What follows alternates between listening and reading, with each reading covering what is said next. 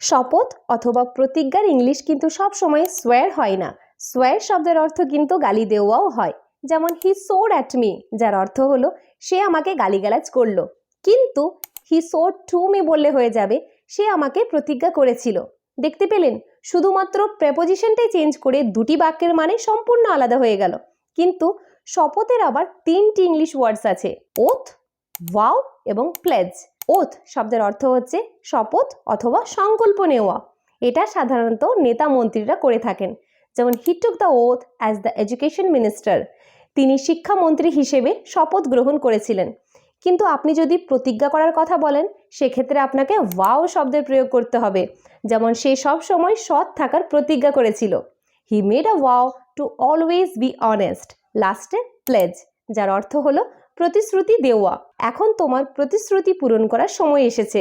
Now the time has come to fulfil your plays.